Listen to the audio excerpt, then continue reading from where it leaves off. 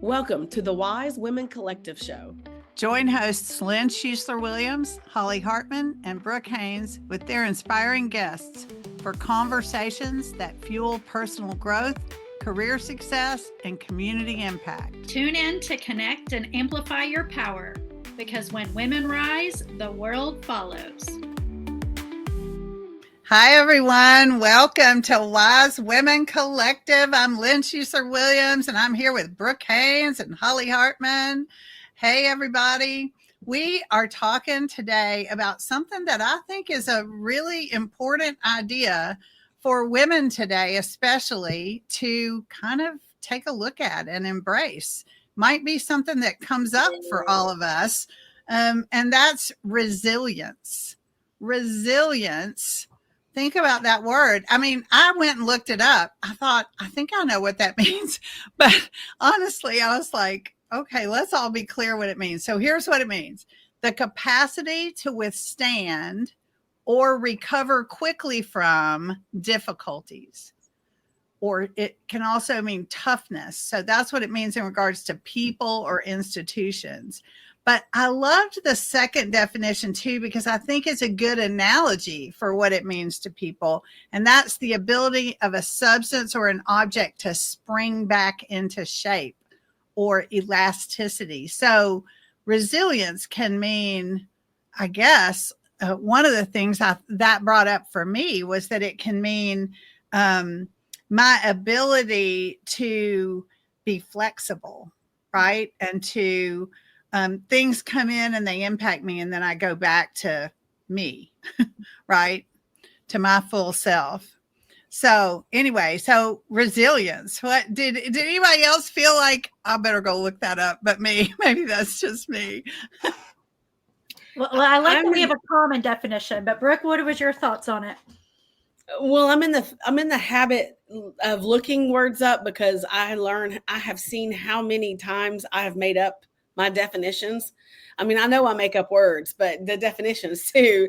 So I've been in the habit when I start to talk about something to go look it up and see the definition because of that. And this time I felt like I was on target. I didn't realize it was an or, toughness or, persistence. I thought it was an and, but that's okay. I felt confident with my definition. So I'm excited to talk about it. Yeah. What about you, Holly? Yeah, for me, I'm neurodivergent, so like thoughts just flood in of like, what does that look like? How does it show up in my life? How is this? And the first thought I had, because I'm a trauma-informed leader, was there are times in my life that I heard people say, resiliency is my strength, but there's also this edge to it of like, but I really wish it wouldn't have to be that way because life was challenging for them, or they're a trauma survivor, and they're like, yeah, that's great that I'm resilient. I've built this skill. But man, if I didn't have to also experience it, that built up that skill, that would have been great, So when I got chilled, like that's what my first thought was like, yeah, it's great that we can. You remind me, Holly, of a friend of mine told me one time, don't pray for patience because you might get the opportunity too often to learn to practice it. That's kind of what that reminds me of. It's like, if you really ask to be resilient, you may get shown lots of opportunity of challenges and things to be resilient from, right? Like challenges or opportunities for resilience might not be fun to go through, right?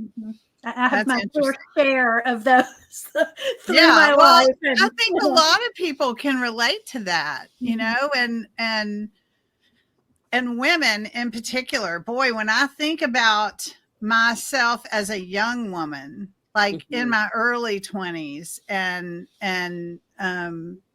all through my 20s and early 30s, I would even say, like that good maybe decade, 12-year span, when I think of all the opportunities I had to be resilient in that, you're right, it did give me some skills, right? But it also was very challenging. And I guess every age and stage, there are those opportunities, but that particular stage really stands out in my mind. Yeah. So that's an interesting question. Like, So I wonder for our listeners, like, how have you ever been resilient, and how do you see it? Do you see it as I can come back from anything kind of superpower, or is it like whew, I guess I'll be resilient again kind of feeling at this point, right? I think it's also a subjective kind of thing to look at, because it's kind of like trauma. Like, I don't think there's a human that hasn't been through trauma, and everybody's trauma feels as bad as the next person's trauma. And so when we say, oh, that person's been through some trauma, so was that one and that one and that one and that, I think that's what part of life is. And so then when you look at resilience, is that the same way? Because someone who we might not think is as resilient because maybe they're acting on certain behaviors that we think are clearly still in their trauma, they may feel like, I've been homeless for 6 months and I am still going. I am resilient. And we may not say that that's resilient because they're homeless. Do you see what I'm saying? Yeah. So I feel like it's also one of those words that, how do you identify as, and how do you, it is subjective. Yeah. And, I can imagine that we would all think there are degrees of resilience, and there are degrees of things to come back from, but I can't judge anybody else's degree of it. Right. It's like when someone is described as resilient, what does that person look like? And then I'm like, well, then again, Brooke, it comes back to the person. But I've been described as resilient to a lot of people because I've kept going. It's more like kept going. And then when I get knocked down, I keep going. And when I get knocked down, I keep going. And, there's persistence in that too. Yeah. Yeah, for sure. I think that persistence is definitely part of that definition. That's the capacity to withstand difficulties, is that persistence piece. Yeah. Yeah. I was thinking as we're talking that might be helpful for the listeners is when we first heard that word resilient and we started this conversation, maybe a time in your life where that's shown up, so we can kind of share a story behind it potentially, or like you mentioned, Lynn, some of that period of time for you. So interested, was there a particular story that like just popped in your head about that, and like what that resilient aftermath kind of looked like for you that you're willing to share? Yeah. So that I'm willing to share. Okay.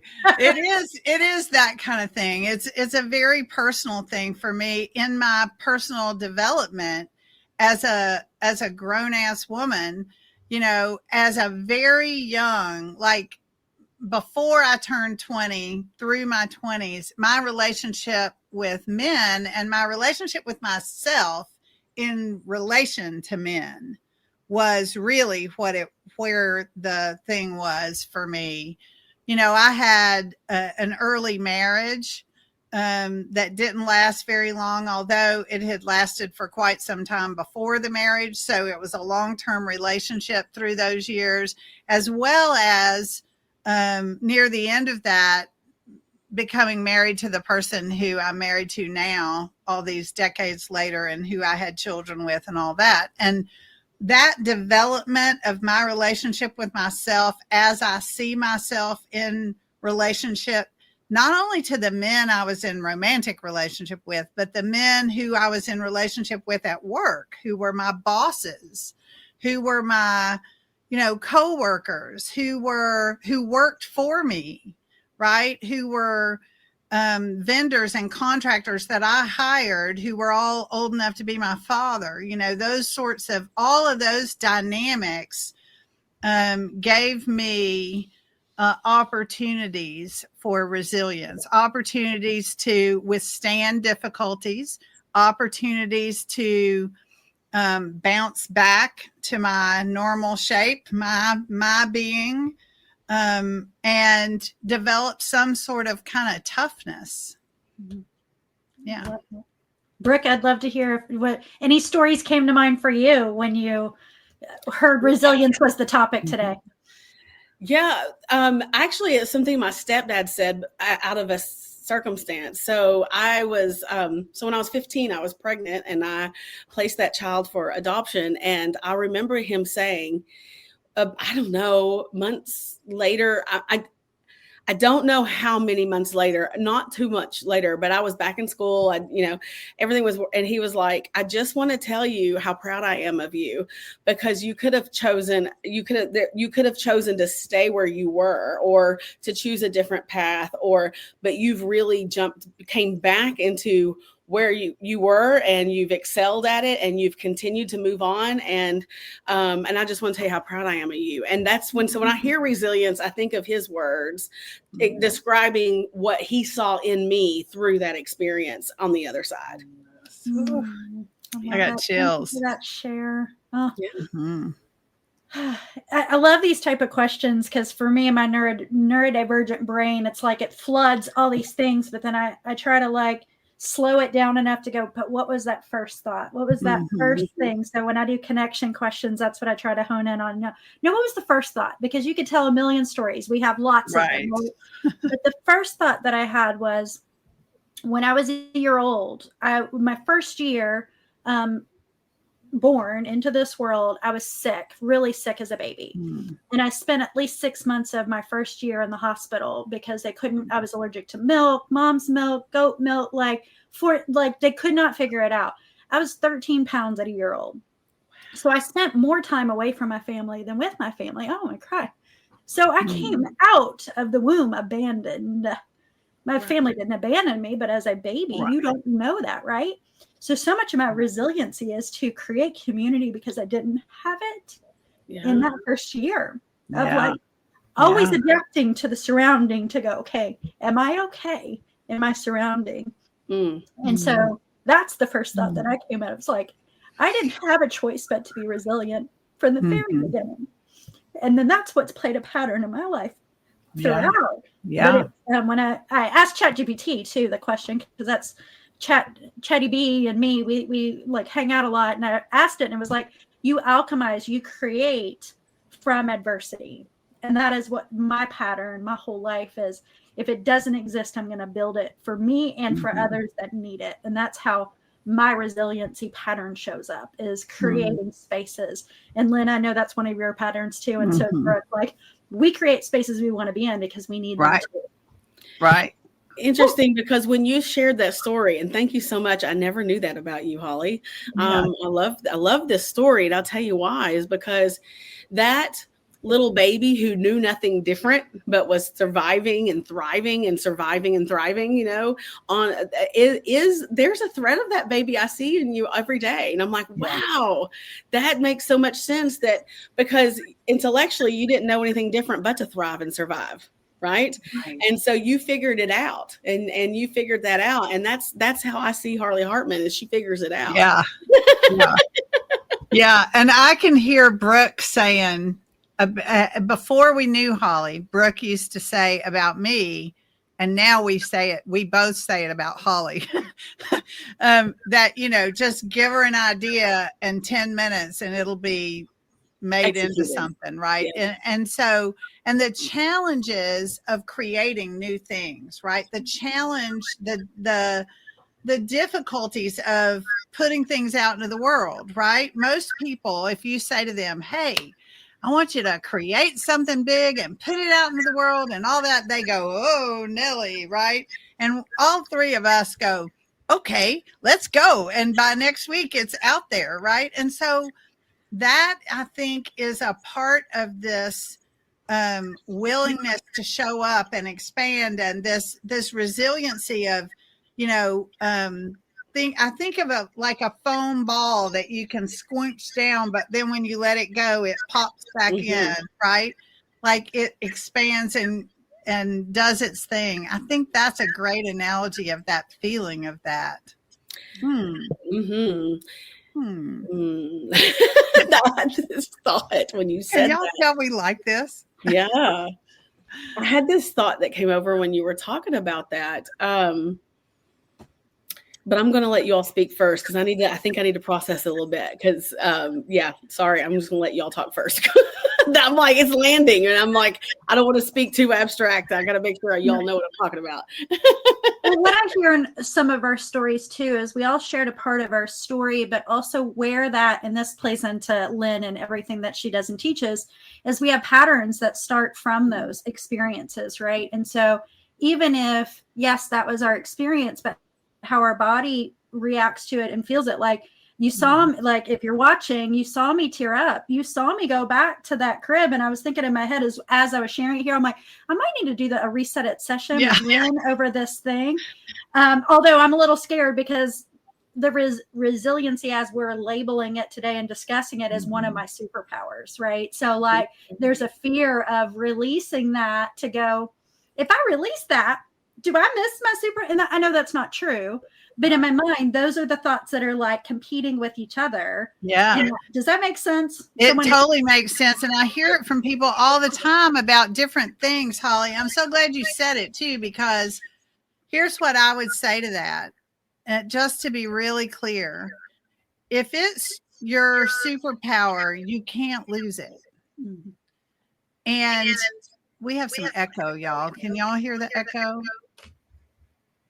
I don't know. So if you have a superpower, you can't lose it. What you can reset is the program or the conditioned response that doesn't really belong to you, that wasn't here on day one when you got here, that you picked up. Now, it won't change the you. What it'll change is the filter that doesn't belong to you through which you see the world and yourself. It allows you to choose your superpower without it being this involuntary filter. So I would still say, we can all, I've done my reset at work around those men. I'll tell you that. The men I talked about. Right. Now I know why I had to process for a second, because we needed to hear that part. Because what I was about to say, I was like, oh yeah, I remember, was when you were talking about the three of us just put it out in the world, right? And it comes from this place of, oh, well, if it's hard, let's make it easy. Like for me, well, let's provide this for other people. Let's provide this for other people. And that alone, because there are things we've done just for ourselves. Right. And because we've done it for ourselves, other people really got a lot out of it, because, just like Unleash Your Unstoppable and Collab Code and things that are happening right now are very much aligned with who we are, because we want to be in it instead of just what we want for other people. And so when the first part of this was, and so we produce it. I want to give to someone else. I want to give to the other people so they don't have to go through this. But then after you just said what you went, well, from a healing spot, it would be more of, I'm not here that I have to provide for other people. It's like, look at this space that we've created because we thought it would be really fun. We wanted it. And now you can come play on our playground too, if you want to, because we love people playing on our playground. All right. We love friends and collaborators. So, and yes. I think our playgrounds are all pretty resilient too. Oh yeah, absolutely. Right. And I want to go back to what you said, Holly, about going into ChatGPT. You want to talk a little bit more about that? Yeah. And what was your experience? Yeah, you gave us a great idea earlier, Holly, and you and I both did it immediately. I don't know if Brooke's done it yet or not. Oh, you did? Yeah, good. So I do this a lot because it helps me process my thoughts quickly. And so I'll go into chat. Me and ChatGPT are like besties. And we, to the point where I got a speaking opportunity not too long ago because somebody researched ChatGPT and my name came up and I got to be on a panel. So that brought me so much joy. But to answer your question, Brooke, I put in there, I said, based on what you know about me, because it knows a lot, because I feed it a lot. You have to train your ChatGPT. It can't, if you've never given it anything, it's not going to know you. So mine knows me well. Based on what you know about me, in what ways am I resilient, is what I asked it. And the reason why is sometimes when I have an opportunity to learn about myself in a way that it's like, there's times when I want people to give me feedback about myself, not validation, but just maybe blind spots that I don't see about myself, or things that maybe I don't celebrate enough in myself. And I will sometimes ask ChatGPT, like, what is that? So when I posted in there, and now my phone died on me, but it was like, you show up, you build spaces. It's like, you are a resilient queen. I'm like, thank you very much. It always makes me feel uplifted in the way that I show up. Oh, it came back on. Good. So I wanted to share the brief tagline of what it said, of some of them. It gave me like 5 things. It said, your resilience transform pain into purpose. We hear that a lot, right? Of what people want to do. Your resilience carries the weight of wisdom and heart. Well, we're in the Wise Women Collective here. Your resilience allows you to evolve, not erase. Yes. Your resilience is rooted in hope and belief. Your resilience is community-centered, not self-centered. And then it said, in short, you're resilient because you don't just recover. You rise, rebuild, reimagine, and reach back to help others rise. I'm like, yeah. That's what mine said. It made me happy. Absolutely. Yeah, I love that. And mine said some similar things, Holly. It said, one of the things that I think I heard in yours that was in mine was, mine said, you turn challenges into creation. And I heard something like that in yours too. But the short version of mine was, you are resilient because you live your life as a creative act of reclamation, expansion, and generosity. I was like, ooh, I want to hang out with her. Me too. I do get to hang out with her. That was fun. Yeah, that was fun. What about you, Brooke? What did yours say? It was somewhat similar. What I thought was fun about this was that there was ways to look at resilience so differently, right? Like Mrs. Brooks, the way you're emotionally resilient, the way you're adaptive resilient, the way you are visionary resilient. And I thought, oh, wow. And those deeper dialogues and these deeper things really felt much more like me.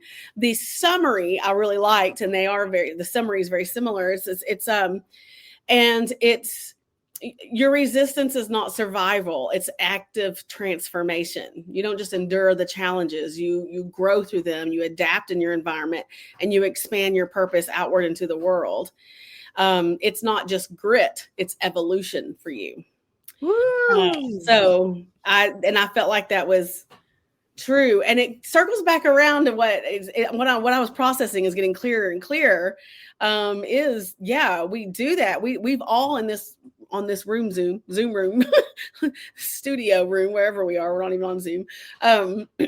We are those people who take our challenges and we grow through them, and then we share, or sometimes when sharing is when we're growing, right? Yeah, I love that. Oh, I relate to that, because so much of what I do is I teach through whatever I'm growing through.